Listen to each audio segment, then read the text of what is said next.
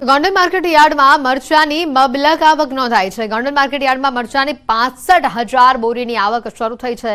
જામનગર, રાજકોટ, જૂનાગઢ, પોરબંદર સહિત સૌરાષ્ટ્રભરમાંથી ખેડૂતો મરચાનું વેચાણ કરવા માટે આવ્યા હતા। સમગ્ર સૌરાષ્ટ્ર પંથકમાંથી મરચાના વેચાણ માટે 1600 થી પણ વધુ વાહનો આવી પહોંચ્યા, જેથી 5 થી 6 કિલોમીટર લાંબી લાઈન પણ જોવા મળી। ગોંડલ માર્કેટ યાર્ડમાં એક જ દિવસમાં મરચાની 65,000 ભારીની આવક થઈ છે। યાર્ડમાં મરચાની હરાજીમાં મરચાના 20 કિલોના ભાવ ₹1 થી 4,000 સુધીના બોલાયા હતા।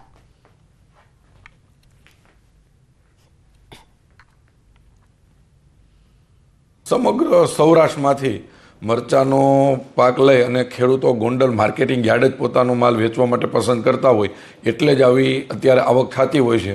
અને આજે મરચાનો ભાવ 1,000 રૂપિયાથી લઈ અને 4,000 રૂપિયા સુધીની મરચાનો ભાવ જતો હતો।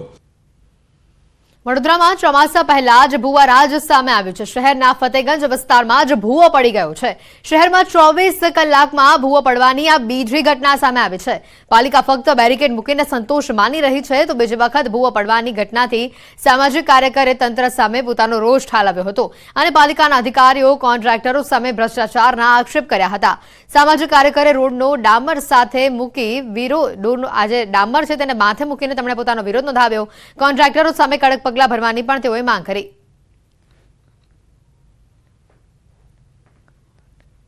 વડોદરા શહેરમાં આવેલ ફતેગંજ વિસ્તારમાં વોર્ડ નંબર 3 ની અંદર આજે જે કહેવાય છે કે ગઈકાલે પણ એક ભૂવો પડ્યો હતો, આજે ફરીથી એક મસ્ત મોટો ભૂવો પડ્યો।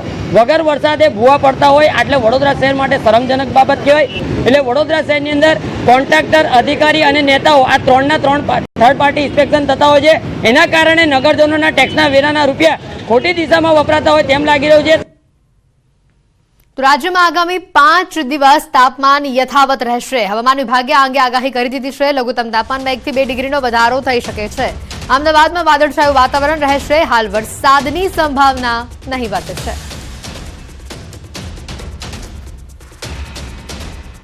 हम गुजरात की बात करें तो मौसम मुख्य तौर पे जो है ड्राई बना रहेगा।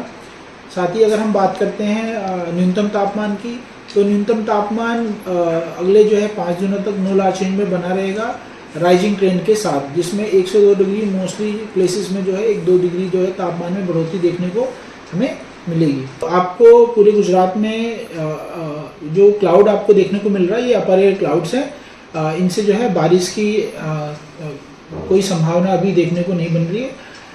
इसलिए जो है हमने जो है बारिश का कोई भी जो है आगे आने वाले दिनों में अनुमान नहीं दिया है।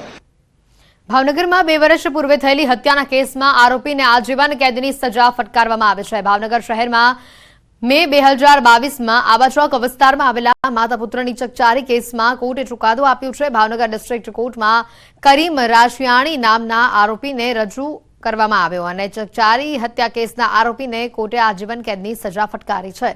વર્ષ 2022માં કરીમ રાશિયાણી નામના વ્યક્તિએ બાજુમાં રહેતી માતા પુત્રી ઉપર ફાયરિંગ કરી બંનેની હત્યા કરી હતી।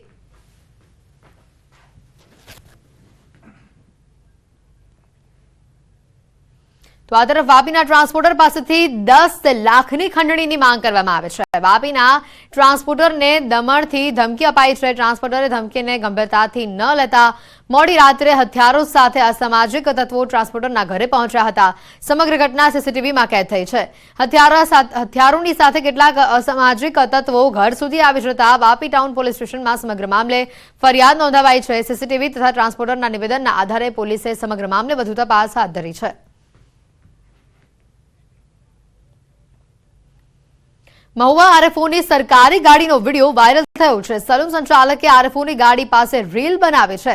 સોશિયલ મીડિયામાં આ વાયરલ વિડીયો હાલ થઈ રહ્યો છે। ફોરેસ્ટ અધિકારી આશાબેન ચૌધરીની સરકારી બીકોન લાઇટવાળી ગાડીનો આ રીલનો વિડીયો જે છે તે સામે આવી રહ્યો છે। આરએફઓ આશાબેન ચૌધરીને આપેલ સરકારી વાહનનો ઉપયોગ મોટાભાગે ખાનગી કામમાં થતો હોવાની હકીકત જાણવા મળી રહી છે।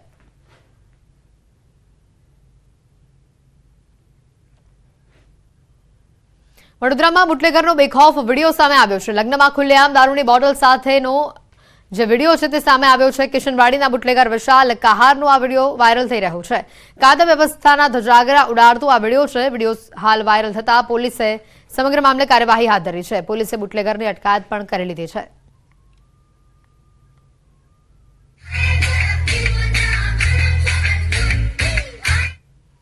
અમદાવાદમાં લાંચો પોલીસકર્મી પકડાયો છે. રખિયાલમાં એસીબીની ટ્રેપ હતી. એસઆઈ 1,35,000ની લાંચ લેતા ઝડપાયા છે. 10 લાખની લાંચની માંગ કરવામાં આવી હતી. જુગારમાં જામીન લાયક કેસ કરવા અને પોલીસ સ્ટેશનથી જામીન આપવા માંગ કરવામાં આવી હતી. અકબર શાહ દિવાન નામનો એએસઆઈ ઝડપાયો છે, જ્યારે એક કોન્સ્ટેબલ ફરાર છે.